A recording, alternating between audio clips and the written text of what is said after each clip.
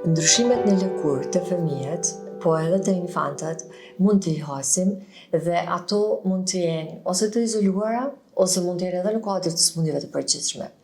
Mund të jenë me pigmentime më shumë, apo me pigmentime më pak.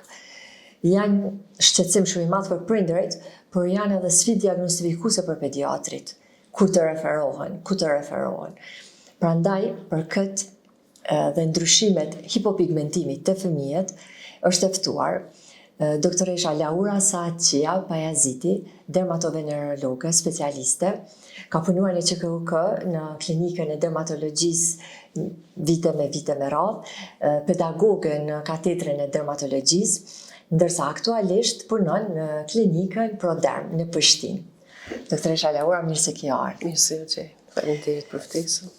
Të fëmijët, edhe që të lindin, mund t'i hasim ato ndryshime, sidomos të bebet e posalindura, dim që diçka ka të bëjë diçka kongjinitale nështë.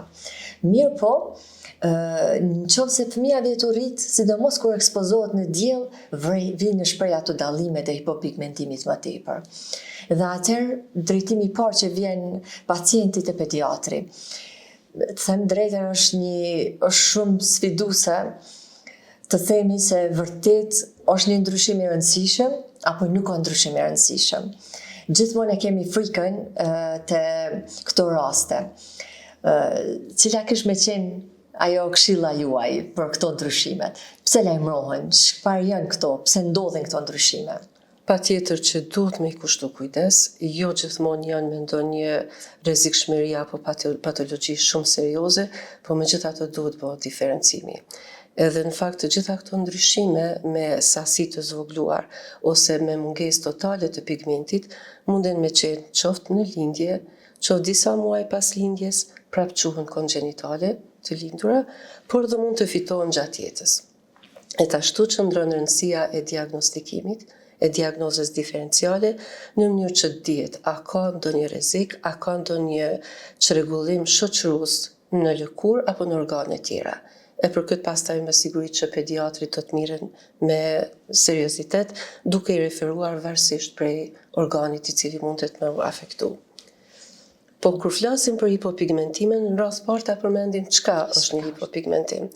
Do të thotë këto në dermatologjinë janë si njolla apo makula, që do të thotë ndërrime në nivel të lëkurës. Do të thotë kryesisht tekstura e lëkurës nuk ndron, po ndron ngjyra.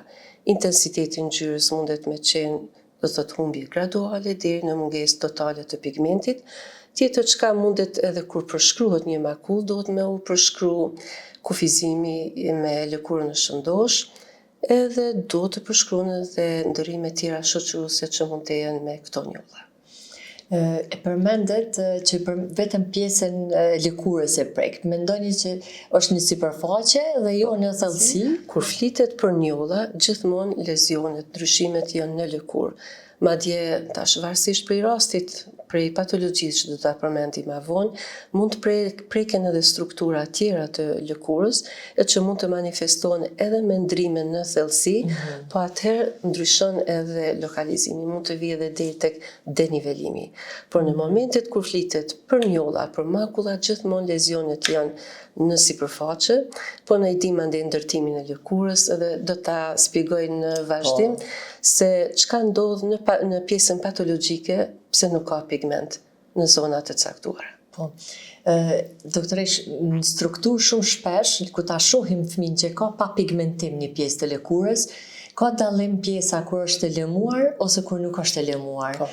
Dhe cila kish me qenë, domethënë shpjegimi juaj për këtë. Tash edhe klasifikimi i njollave apo hipopigmentimeve bëhet në radh parë në bazë të asaj sa janë të lindura apo të fituara, por bëhet edhe klasifikimi në bazë të asaj.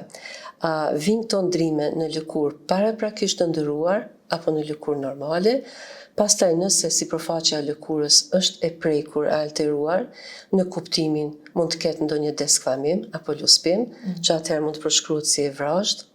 Pastaj tek ndryshimet post-inflamatore që me siguri lëkura nuk është e lëmuar, por mund të ndodhë të jetë shumë e lëmuar në rastet kur atrofohet, kur të hollohet lëkura. Do thotë tu i vrejmë diferencën kur është e vrazhd ose e lëmuar lëkura. Po, sigurisht edhe këto paraqesin, domethënë, etiologji tjetër të ndryshme. Se cila prej këtyre? Po. Kisha fillu me radhë? Po, patjetër. Në bazë klasifikimit janë kongenitale ose të fituara, po flas pari për hipopigmentimet e lindura. Jo gjithmonë fëmia lind me hipopigmentime, do të thotë është një kategori që zonat e hipopigmentuara vren që në lindje, por mund të ndodhë edhe në muajt e parë, ose në ujin e parë ose disa muaj pas lindjes, por prapë quhen kongenitale. Do të thotë gradualisht ato vinë në shprehje. E tash në kuadër të anomalive të pigmentimit kongenitale, po filloj me njollat solitare. Do të thotë një prej rasteve të cilat I hasim në praktikën e përditshme, janë njolla të hipopigmentuara apo edhe plotësisht të depigmentuara. Kur e them këtë, e shihni edhe në foto, vërehet diferencë qartë, kontrasti qartë mes lëkurës normale edhe lëkurës që nuk ka pigment. Masia mund të jetë ndryshme prej rastit në rast. Kufit janë të qartë dhe thash intensiteti I pigmentit kryesisht mungon fare. Edhe ndërmend çka të bie së pari në diagnozë diferenciale. Janë dy mundësi, është nevus depigmentosus ose hipopigmentosus nëse nuk është largu në tërësi pigmenti, por edhe nevus anemicus. E tash, në qasjen diagnostike, shumë është më rëndësi të kuptohet të mirën informata lidhur me historinë e sëmundjes, historinë e pacientit, po dhe ekzaminimin klinik.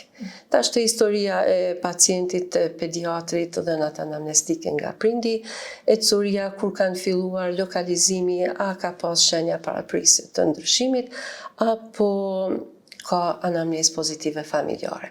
Ndërsa të ekzaminimi klinik, forma, përshkrimi, ato që bëra në fillim lidhur me makullat të hipopigmentimi. E pastaj konform të dhënave të fituar nga këto dy qasje, mirën masat për hulumtim dhe diagnostikim të mëtej.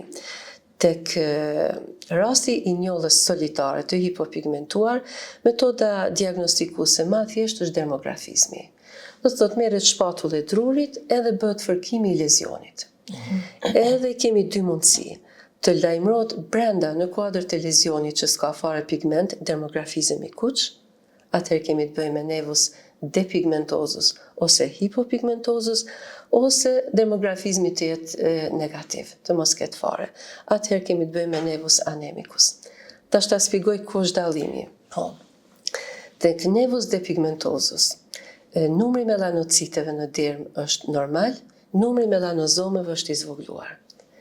Edhe për këtë arsye është I vështirësuar transporti I pigmentit melanin nëpër keratinocite.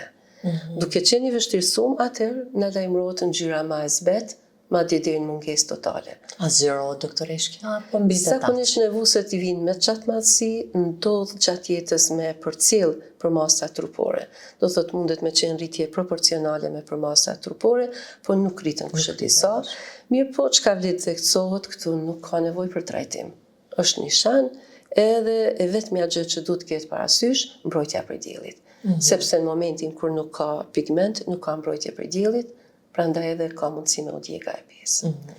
Çka ndodh te nevus anemicus? Te nevus anemicus, numri melanociteve dhe melanozomëve është normal. Do të thotë lidhje nuk ka sasia pigmentit, megjithatë manifestimi klinik është ngjyrë e bardhë, është hipopigmentim. Ky në fakt është nevus farmakologjik. Çka do të thotë? Enët e gjakut, të cilat ndodhen në derm, në atë zonë ku nuk ka fare ngjyrë që duken të zbeta, këto enë gjaku kanë një farë vazokonstriksioni më të shprehur, që është pasojë e reagimit të receptorëve ndaj receptorëve alfa-adrenergjik ndaj kateholamineve, edhe këtu tash testi vazodilatator, gjithsesi fërkimi është negativ. Do të thotë ka vazokonstriksion atë shprehur, saqë duket quhet anemik. Nuk ka fare ngjyrë. Ndërsa pigmenti është normal. Pigmentit shumë normal. Edhe këtu nuk kemi të bëjmë fare me trajtim. Do thotë është nevus anemik I lindur. Po, edhe ky nuk zgjerohet, apo Jo, që rrezikohet, është diçka që ka ndodhur me një pikë të dobët, themi diku në lëkurë dhe ka ndodhur ashtu. Po. Kjo është rasti më I thjeshtë kur ka vetëm një njollë solitare. Shembull tjetër të ndërimeve kongenitale të hipopigmentimit është kur paraqiten disa njolla. Rasti, të them, ma serioz, kur kemi prezencë të 3 ose më shumë njollave, të hipopigmentuara, masia saj e gishtit madh dorës që nga njerë krahasohet si presion në lëkurë e gishtit madh dorës, ose në literaturë haset si ash leaf, edhe masia këtyre njollave rreth 5 mm ose ma tepër në diametër. Në momentin që vrehen këto njolla 3 e më shumë, atëherë pediatri, neonatologu, sepse kjo mund të lajmërohet që në ditët e para, është karakteristike në moshën prej 0 deri në 2 vjet, duhet të mendoj për mundësinë e ekzistimit të ashtu quajturit kompleksi i sklerozës tuberoze. Sepse ndryshimet kutane, manifestimet kutane janë paraprisje për këtë sëmundje gjenetike. Po. E ma vonë, në fëmini munden me fillu me u zhvillu dhe shenja tjera lëkurore. Janë angiofibromat në fytyrë, janë pllakat fibrotike, janë fibromat periunguale, po çka është karakteristike për sklerozën tuberoze? Formimi i të ashtu quajturave tumore, të cilat janë në ndërtim benin, mirë po bëjnë presion, edhe mund zhvillohen në sistemin nervor qendror, Pikërisht, po. në tru, në zemër. Edhe është shumë rëndësi kur pediatri i vren këto njolla, sepse këto për ndryshe nuk ka nevojë trajtohen, thjesht mbrojtje prej diellit. Por duhet mendoj për mundësinë e zhvillimit të kompleksit sklerozës tuberoze, të caktoj monitorimet e rregullta, kontrollat rutinore, sidomos duke i kushtu kujdes trurit, zemrës, edhe pjesë tjera, sepse mund të prek edhe cilin do organ tjetër. Po, pikërisht për shkak të përjardhjes së ektodermalet, mjecit, lëkurës edhe trurit, do të thënë veç skleroza tuberoze është një shembull të themi që ne pediatri çdo ndryshim në lëkurë duhet në mënyrë serioze ta marrim, por në njëjtën kohë të bëjmë edhe sistem të gjitha sidomos sistemi nervor qendror ta ekzaminojmë në mënyrë të detajuar që të zbulojmë, që të zbulojmë nëse ekziston diçka ndërlidhje sëmundjeve sistemike. Çashtu pati. Po, këto njolla që i përmendet nuk janë domethënë të rrethuara mirë, nuk janë të izoluara mirë, janë jo të njëtrajtshme apo janë të kufizuara mirë. Vret qartë. Janë të kufizuara mirë. Janë të kufizuara mirë, ndonjëherë nuk humbet plotësisht, prandaj edhe quhen hipopigmentime, jo depigmentime. Mandej varet edhe prej ngjyrës normale që ka lëkura, prej tenit lëkurës, jo gjithmonë duken shumë, por gjatë verës munden me ardhur më tepër në shprehje. Aty qëllon edhe e vështirësia në ditët e para që të vrejnë ato njolla. Zakonisht nuk vrejnë me njëherë, por gradualisht. Shpërndarjen e kanë gjithkohë njëjtë, nuk ka rëndësi, në secilën pjesë të trupit mund të lajmërohet. Po. Nuk ka ndonjë vend predilektues. Nuk ka diçka që duhet në atë pjesë trupit më shumë të orientohemi fatkeqësisht, duhet të gjitha pjesë mirë të patjetër duhet krejt kontrollohen. Vlerësohen mirë që të identifikohet. Që të mos ikë një shenjë, edhe të jetë në kontroll me kohë. Po. Edhe kjo i takoj ke grupit kongjenital. Po. Në kuadër të ndryshimeve kongjinitale është edhe një shembull tjetër mjaft i shpesht. Prindrit shpesh janë të brengosur dhe dyshojnë në vitiligo, do të flasim më vonë, është rasti kur shoqërohet një njollë e hipopigmentuar me një tuf flokësh. Po. Këtë rasti kemi nevus depigmentozus ose hipopigmentozus me tufën e flokëve që quhet poliozis. Do të thotë në atë zonë ku nuk ka melanozome në sasi të dur, edhe flokët dalin me ngjyrë të bardhë. Gjendje që nuk pavarësisht që e kin ngjyrën pjesën tjetër, kjo do të jetë pa e bardhë. Edhe pse nuk ka nevojë për trajtim, edhe pse shpesh prindërit brengosen kur shohin një ndrim të tillë, edhe kërkojnë mjekim. Do të thotë thjesht është një nishan. Shembull tjetër, shumë interesant, prap kongjenital, është zhvillimi i njollave të depigmentuara, ndonjëherë mund t'i quajmë edhe të hipopigmentuara, por një formë shumë karakteristike, formë e trekançit në ballë, me njërin kënd të drejtuar e keni në foto ka hunda, edhe i përfshin ballukët pa pigment. Është shumë karakteristike. Edhe në momentin që pediatri e sheh një fëmijë që ka balluke të bardha, një hipopigmentim në formë trekançi në ballë, pjesën qendrore, që shpeshherë mund të zgjerohet përfshi edhe vetullat, edhe çerpikët, menjëherë duhet të kërkoj edhe ndrimet në lëkurën e trupit. Zakonisht janë të shoqëruara me depigmentime ose hipopigmentime të shpërndarë në mënyrë simetrike në trup, edhe shumë karakteristike brenda këtyre zonave të hipopigmentuara vërejnë ishuj me ngjyrë normale të lëkurës. Edhe një gjendje e tillë quhet piebaldizëm. Aha. Do të thotë ka përkundër pjesës pa pigment, diku Në qendër ka ishuj me pigment. Është gjendje benigje, do të thotë trajtimi mund të kërkohet, janë përmend disa mundësi trajtimi të cilat pak a shumë janë të mundimshme, jo ekspozim në diell në masë të caktuar, jo transplantim, bartje e substratit me melanin, me melanocite, por mund të bëhet edhe thjesht kamuflimi, nuk preken organet e brendshme, do thotë që ose bëjmë një diagram të smundjeve kongenitale të shoqëruara me hipopigmentim, është gjendje që nuk asociohet me çrregullime ekstrakutane, por duhet mbrojtje prej rrezeve diellit, edhe është shumë karakteristike dukja këtyre personave, është gjendje që trashëgohet në mënyrë autozomale dominante. Domethënë në secilën gjenerat kemi me pas një 50% të rasteve. E ka prindi edhe një fëmijë ka mundësi me pas atë ndrim. Do ta ketë atë ndrim. Kjo është sa i përket gjendjeve kongenitale, me ndryshimet e hipopigmentuara në formë të njollave, që kryesisht dhe kur i paramendojmë përshkruan si pika, si njolla, si formë rrumbullakët, në formë gjethet që përmenda më herët. Por tek ndrimet kongenitale të pigmentimit janë interesante edhe disa hipopigmentime në formë lineare, në formë shiritave ose vijave, linjave. Edhe këto linja nuk janë shpërndara në mënyrë rastësore, por i përcjellin linjat bllashku.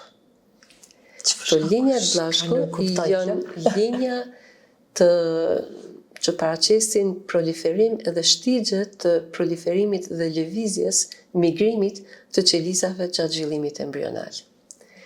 Edhe tash lezionet, në këtë rast lezioni i quajmë zonat e hipopigmentuara, i përcjellin linjat bllashku, edhe përcjellin, si më thonë, një formë, një dermatom, një pjesë të lëkurës në formë lineare me lakesa të ndryshme. Edhe këto linjat bllashku edhe këto lezione janë shprehje, ekspresion i mozaicizmit gjenetik. Ndodh me pas edhe de novo aberacione kromozomike, po kryesisht janë ekspresion i mozaicizmit gjenetik. Munden me qenë krejtësisht benigne, do thotë vetëm figurojnë si ndryshime lineare që shpeshherë për prindin janë çuditshme, brengose, sepse e ka një formë që duket bizare për ata që nuk e dinë ato mënyrat se si ndodhe embriogjeneza, por mund të jenë pa asnjë pasojë klinike, përveç se mund të digjen, sikurse në gjitha rastet kur nuk ka pigment që ose ekspozohen në mënyrë të pakontrolluar rrezeve të diellit, por ndonjëherë mund të shoqërohen edhe me ndrime ekstrakutane.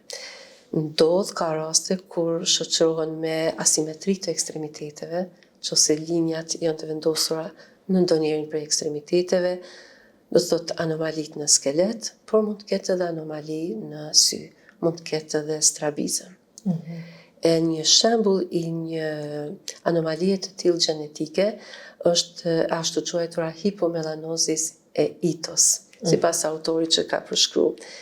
Edhe në këto raste nuk duhet të friksohet prindi, sepse 35 deri 74% rasteve është vërejtë se nuk ka manifestime ekstrakutane, por me kujdes duhet i thuhet prindit që në periudha të caktuara kohore, fëmia ti nënshtrohet monitorimit, ekzaminimeve përcjellëse për sisteme të ndryshme të organeve, e në radhë parë, që është bisedu më herët, për sistemin nervor qendror, por të shiqohet edhe skeleti edhe sytë. Domethënë mu monitoru rritja ekstremiteteve apo shkojnë në mënyrë simetrike ose jo. Edhe të shiqohet për mundësinë e ndonjë anomalie që nëse haset herët, të kontaktohet, të referohet specialisti i përkatës, edhe të sanohen pasojat sa më herët. Mos më liu bile më kompliku më shumë, keni të drejtë. Dhe këto në kuadër të problemeve gjenetike. Smundjeve ose çrregullimeve gjenetike. I përmendet edhe de novo rastet. Mendoni se për shembull 6-7-6 ka diçka rëndësi që na duhet me pas kujdes me shmendohet? Shpeshherë ne nuk kemi të njoftur, nuk e dimë dhe shpihasim ato ndrimet kromozomike të papritura. Domethënë ato ndodhin, po jo me ndonjë drejtim, do të thotë me një këshill posaçme për një mbrojtje apo ndonjë parandalim të mundshëm. Po. Do të thotë diçka që ndoshta edhe janë më pak në numër, që nuk e di, që nuk ka mundësi më të hulumtu më shumë që më ditë arsyeja. Po mendoj edhe kjo biseda sodit është pikërisht në këtë drejtim që të njehen edhe rastet më të rralla, se ato dhe janë më sfiduse. Shumë sfiduse dhe kanë rëndësi, do të thotë nëse vishi gjejmë, atë shumë ka rëndësi që me kohë mu gjetë edhe mu hulumtu, mu përcjell, mu prevenu edhe në fundit mi qetësu dhe prindërit nëse ka shqetësim. E para për faktin që prindit të qetësohet, i tregohet që s'kemi të bëjmë ndonjë problem madhor, por në rastet e rralla, në mundësitë e komplikimit ose asocimit me problemet në organe tjera, të kupton sa më herët edhe të ndërmirën masat. Po, pikërisht. Në grupin këtyre gjenetike ka edhe këto janë ato që ja vlen me përmend. Është shumë më i rrallë edhe sindromi Van den Brugh, që shumë rrallë vrehet herët, që manifestohet prapë me këto njolla, po mandej më vonë vrehet edhe shoqërimi me shurdhimin, do thotë prapë prekja e sistemit nervor qendror. Që është prapë një prej formave më të rralla të hipopigmentimeve kongjenital. Nëse gjejmë, atëherë duhet edhe ato duhet patjetër një ekzaminim shumë i thellë. Këto shumë karakteristike të ky sindrom, çka mundet me u vrejtë është ajo distanca e rritur mes syve. Po. E mandej edhe këto shenja tjera. Kjo është sa i përket ndërimeve kongjenitale, ndërsa ato të fituara janë pak më të shpeshta, edhe prej tyre në radhë parë që ka vjen diagnozë diferenciale, cilës më shumë t'i frikohen prindërit, është vitiligo. Po. Do të thotë, këto mundem me thonë se kemi klasifikimin ndrimeve të hipopigmentuara, të cilat lajmërohen në lëkurë paraprakisht të pa afektuar. Do të thotë në lëkurë normale. Do thotë vitiligoja zhvillohet në lëkurë normale, edhe me çka karakterizohet, me kontrast të plot, do thotë njolla të cilat kanë humbur pigmentin, nuk kanë fare pigmentin. Kontrasti me lëkurën e paprekur është i plot, kufiri është i qartë, shpërndarja mund të jetë në formë segmentare ose mund të jetë edhe rastore, do të thotë përfshi pjesë të ndryshme të trupit, edhe masia këtyre njollave varieron prej rastit në rast. Po shumë tipike dukja, edhe lëkura i ka të gjitha karakteristikat normale. Do të thotë nuk ka luspim, janë prezente poret, folikujt, gjëndrat e djersës, gjëndrat diamore punojnë normalisht, vetëm se mungon pigmenti. Do të thotë kjo është një prej karakteristikave klinike që më njëherë na udhëzon në diagnozën e vitiligos.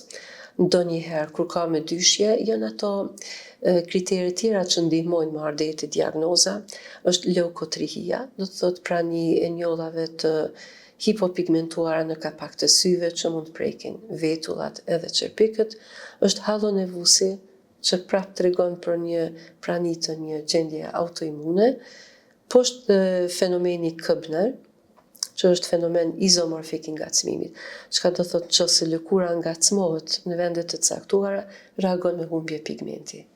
Përndryshe edhe pas lëndimeve përmend? Po, lëndime, fërkime, ndonjë djegje, kudo ndonjë lëndim i lëkurës mund të përgjigjet, do thotë fenomeni Këbner nuk është karakteristik vetëm për vitiligon, po ndodhet edhe të sëmundje tjera. Prandaj quhet fenomen izomorfik i ngacmimit, do të thotë në ngacmim lajmëron eflorescenca tipike për sëmundjen për kace. Në këtë rast me humbje të pigmentit në zonat e friksionit apo të lëndimit, sepse edhe vitiligoja tregon tendencë të zhvillohet më tepër në prominencat kockore. Në foto është një shuplak e dorës ku shihen tamam mbi nyje janë zonat hipopigmentuara, gjithsesi të depigmentuara. Do thotë është një gjendje që trauma pak a shumë e acarojnë apo e nxit më lejmë më është ky fenomeni Këbner që ndihmon në diagnostike. Tash për çështje trajtimit vitiligos ka shumë teori, ka mundësi, asnjëherë nuk mund të garantohet për mjekim të plot, por ekzistojnë disa procedura të mjekimit, kohëve të fundit është edhe terapia biologjike lokale, po besoj për këtë bisedë nuk është që kemi shumë kohë me sqaru ma tepër, po çka vlen mbrojtja prej diellit sërish. Po. Kjo është sa i përket lajmërimit të njollave. A është mbrojtja edhe këtu ta përmendim, a duhet më mbrojt vetëm me krema mbrojtës apo edhe me rroba? Tash, është shumë rëndësi koha, gjatësia e ekspozimit, koha kur ekspozohesh në diell, do thotë kur është koha piku i të nxehtit dhe temperaturave të larta, normal që është më mirë me rroba. Më mirë. Ose të aplikohet disa herë krema mbrojtëse për shkak mundësisë së fshirjes, absorbimit ose shpërndarjes me djersë. Po. Do të thotë varësisht për momentit, më rëndësi është më mbrojt, nuk është zënë në skuq mbrojtje, sepse përndryshe do djegja. Po, po. Sa i përket zhvillimit, do të thotë hipopigmentime të fituara, ka mundësi të fitohen në lëkurë paraprakisht të dëmtuar. Ky është shembull tjetër që është i kundërt me vitiligon, e këtu hyn kryesisht hipopigmentimet postinflamatore. Do thotë ekzistojnë një varg sëmundjesh të cilat pas vetes lojnë njolla të hipopigmentuara. Ka raste ku lojnë hiperpigmentime, por ka mundësi edhe hipopigmentime. Në radhë parë dermatiti atopik, ekzema atopike, pastaj psoriaza mundet me lënë njolla të bardha, herpes zoster mundet me lënë, ose të fëmijët e vegjël cilët shpesh kanë dëshirë me vendos ato tatut e përkohshme. Ndonjëherë kur tërhiqen, ato pas vetes lojnë si shenja të reagimit alergjik, po të hipopigmentuara. E në përhershme? Jo, mundet me tërheq me kohën. Nuk janë të përhershme. Jo, mundet me tërheq me kohën. Sepse nuk kemi të bëjmë me autoimunitet, por shenja pas inflamacion. Po, edhe këto të dermatitit atopik, do më thërë, mund të tërhiqen. I vjen koha nështë epitelizimit, lëkurës, regenerimit. Edhe kur ka epitelizim, mbeten pak më të zbeta, po me kohën ka mundësi që të rikuperohet mirë. Po. Këto raste dhe lëkura është pak më e vrashtë, nuk është ashtu lëmuar sikurse tek vitiligoja. Shembull tjetër për hipopigmentimet e fituara, janë rastet kur ka alterim, ndryshim të sipërfaqes së lëkurës, e këtu në radhë parë është më rëndësi me përmend rastet me luspim ose deskamim. Edhe këtu është më rëndësi me dallu në diagnozë diferenciale vinë dy gjendje ose dy sëmundje diametralisht të kundërta. Pityriasis alba, që është një gjendje shumë e thjeshtë, e vetë limituar, paraqet një inflamacion subklinik, kryesisht e personat me atopi, edhe tërhiqet gradualisht, por nuk është diçka serioze. Nuk ekziston kufi i qartë me lëkurën në shëndosh, vëret një luspim i thjesht që me kohën tërhiqet. Kjo është pityriasis alba, por që është shumë rëndësi të diferencohet nga mundësia e ekzistimit të mikozis fungoides formës së hipopigmentuar. Kjo është sëmundje serioze, është T-cell limfoma të fëmijët, e cila manifestohet me njolla të hipopigmentuara, ndonjëherë jo shumë i qarta hipopigmentim, ndonjëherë njollat marrin kohën në ngjyrës kafe, do thotë si të ndotura me luspim, edhe në këto raste duhet me mendu, duhet me dyshu në... Janë të dhëmshme? Jo, nuk ka dhimbje. Jo, po mund përcillen me kruarje. Edhe shpeshherë diferencimi me pityriasis alba është aq i vështirë sa që nevojitet biopsia. Do thotë momentet kur dyshohet për mikozis fungoides, patjetër të konsultohet hematologu, të ndërmirren masa edhe për biopsi, që të kuptohet me kohë. Do thotë përderisa për pityriasis alba nuk është që rekomandohet ndonjë trajtim, por mund të përdoret trajtim lokal, ndërkaq për mikozis fungoides duhet marrë një krejt tjetër. Edhe kjo, do thotë ky ndryshim është vetëm në sipërfaqe. Të limfoma, do thotë nuk është në thellësi. Faktikisht T-cell limfoma pastaj është tumor i gjakut, mirë po manifestimet klinike që na udhëzojnë janë lëkurore. Këto të lind dëshimi. Mirë po këto që i shohim në një lëkurë përsëri janë veç në sipërfaqe. Nuk është një degenerim më i thellë i lëkurës. Jo, faktikisht edhe kur bëhet biopsia shpeshher i gjason të dhënave patologjike për ekzemen. Do të thotë ka ato ndryshimet spongiotike që janë karakteristike për ekzemen, por prap hasen edhe faktorë tjerë që përjashtojnë pityriazis alba. Edhe këtu atëherë merret kohja për trajtim të mëtejshëm. Nështë duhet që e përmendet edhe ma herët historia ka rëndësi shumë. Nëse kemi historinë atopike, dyshojmë shumë në pityriasis alba, e më pak në këto edhe pak a shumë janë edhe disa kritere tjera, po gjithmonë duhet marrë parasysh ma gjansisht. Pityriasis alba më tepër lajmërohet në pjesët e fotoekspozuara, kryesisht të fëmijët që qëndrojnë në ambientin e jashtëm, fryma, dielli, edhe janë në faqe, por jo domosdoshmërisht, mund të prejkë edhe pjesë të trupit. E përmikozis fungoides, kryesisht janë pjesë të trupit. Do thotë më shumë në pjesë tjera të trupit. Gjithashtu, hipopigmentim, por që është ashpërsim lëspimi lëkurës. I padhimshëm do të thotë plotësisht. Shpeshherë pacienti lajmërohet, prindi e sjell fëmijën për shkak se shen një larmani të ngjyrave në lëkurë. Edhe mandej në bazë të ekzaminimit klinik vendoset për matutje.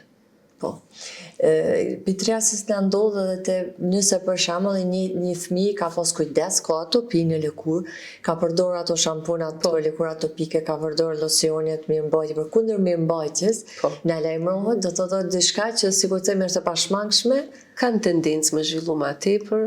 Një kohë mendu që aty është një infekcion shumë sipërfaqësor streptokoksik. Por trajtimi me kortikosteroide nuk të përdoret gjatë. Me antibiotik për shkak të atij streptokoku nuk është që është vrejt ndonjë sukses i madh për shkak të kronicitetit. Po thash është e vetë limituar. Edhe ndonjëherë vetëm mirëmbajtja mjafton. Vetëm mirëmbajtja mjafton. Këshillat, ndoshta për shkak se era të ftoftit e thonë lëkurën, të mirëmbahet para se të dilet. Që më kujdes lagësh për lagështin. Të mbahet lëkura pak më e hidratuar. Hidratuar mirë. Të rregullohet bariera mbrojtëse. Shkurt edhe për këtë atopin, a duhet mu la njëjtë, mu la më shumë, më pak? Pyetje shumë rëndësi, sepse shpesh e hasin praktikën e përditshme. Ekziston tendenca të thuhet fëmijëve, prindërve të mos i lajnë fëmijët shpesh sepse kanë lëkurë të ndihshme. Në fakt, higjiena duhet të mbahet ashtu sipas nevojës, por pikërisht mënyra se si bëhet higjiena dhe mirëmbajtja luan rol me rëndësi. Do të thotë te personat me atopi përdoren larësit, pastruesit vajor. Pastruesit vajor jo që nuk e thajnë lëkurën, po dhe kanë tendencën me regjeneru lëkurën. Kështu që fëmija le të pastrohet sa herë ka nevojë, po të pastrohet me pastrues vajor dhe menjëherë të aplikohet emolienti, qumshti për trup, që t'i ruhet, t'i kthehet bariera mbrojtëse. Të mos përdoret ujë nxehtë, sepse uji i nxehtë e than më tepër lëkurën, po të përdoren ta themi detergjentet, pastruesit special për lëkurë atopike. Sepse edhe një fakt të atopijas, domos të fëmijët kur fillojnë me u rrit, kur fillojnë me u djersit më tepër, djersa edhe më shumë e provokojnë atopin. Do të thotë se na tentojmë mos më i pastru ata djersitën, është shumë karakteristika ajo forma atopis që i prek fleksurat, lakesat. Aty ku grumbullohet djersa, mandej acarimi edhe më i madh është i rrezikshëm. Zhvillon këpurdhat edhe komplikacionet, infeksionet. Superinfeksionet. Qoftë bakteriale, qoftë mikotike. Pikërisht. Për këtyre ndryshimeve që i përmendëm, deri tash kanë këto vetë sipërfaqësore, edhe të fituara nëse janë. Ka me dipigmentime ma të thella, me ndryshime ma të thella? Edhe një kemi sipërfaqësor që karakterizohet me luspim, është smundja mirë njohur pityriazis versicolor, që në fakt është pasojë e kolonizimit me malasezia furfur. Një këpur saprofite që jeton në shtresën sipërfaqësore të lëkurës dhe ushqehet me keratinocite të vdekura. Te fëmijët, se tash po flasim për rastet pediatrike, te fëmijët i vegjël është shumë e rrallë, po është e mundshme të lajmërohet, po më tepër lajmërohet tek fëmijët tek cilët fillon aktivizimi i gjendrave dhjamore. Ato krijojnë kushtet pastaj për zhvillim të hofshëm të malasezia e që manifestohet me njolla të depigmentuara, të hipopigmentuara, më mirë, se nuk ka humbje të plotë të pigmentit, e të cilat quhen versicolor sepse ndrojnë ngjyrën, edhe karakterizohen me një lëspim sipërfaqësor. Klinikisht është shumë e thjeshtë të diagnostikohet. Në rastet kur nuk është aq tipike, atëherë vetëm merret një strishon, një gryrje këtyre luspave, përgatitet preparati kohë, shiqohen elementet mikotike prezente, sporet edhe micelet edhe diagnostikohet shumë thjesht. Edhe trajtimi është shumë edhe pigmentimi kthehet përsëri. Pigmentimi kthehet. Domethënë një prej formave më të thjeshta që shumë lehtë mjekohen. Po. Edhe kemi rastin kur përmendet kur mund të atakon shtresa, gjithmonë po them hipopigmentimet vren në sipërfaqe, por hipopigmentimet të cilat përcillen me atrofi janë forma shumë atralla të fëmijët, thonë ma tepër i hasim të triturit, po ja që ekziston mundësia të lajmërohen, është rasti për lihen sklerozus et atroficus. Në foto janë dy raste, njeri është tek regioni perigenital dhe perianal, që karakterizohet me humbje të karakteristikave themelore të lëkurës, me zbardhje të lëkurës edhe me humbje të elasticitetit. Është një gjendje më serioze, është mirë të mendohet edhe të fillohet me trajtim herët. Trajtimi është i mundur derisa nuk është arritur atrofi e plot, sepse ndryshimet atrofike janë irreversibile, janë paktyshme. Humben fjet elastike, do thot ajo që pyete për thellësinë, ndryshimet në thellësi të lëkurës. Edhe fotoja tjetër për lokalizim tjetër që është prap mjaft i rrallë, por është i mundshëm, ndryshime në formë pikash ose njollash deri në 5 mm në diametër, po në zona tjera trupit, prap me po të njëjtat karakteristike.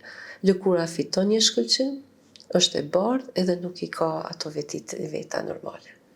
Po, edhe me qenë se janë të izoluar të vogla, si po thoni, mund të vrehen ashtu si thellime në lëkurë? Jo gjithmonë, ekziston mundësia të vrehet një denivelim, por syri i ushtrum i klinicistit e dallon. Një ndryshim është, kështu që duhet më referu në mënyrë që mund vërtetu ashtë se nuk është. I përmendet edhe këto të organet gjinitale që është, sidomos të vajzat, në cilat në moshën adoleshencës fillojnë ndryshimet edhe hormonale edhe ndryshimet e ciklit periodik edhe a ka ndonjë manifestim të karakteristik për shembull, kruarje? Po, kruarja mund të jetë e shpeshtë, mund të fillojë me një thatësi të lëkurës edhe me kruarje që gradualisht fillon kalon në atrofi. A është vatër e përshtatshme për superinfekcion kjo që ka këtë atrofi? Apo ndoshta lëndimi kruarje se lëkura është intakte.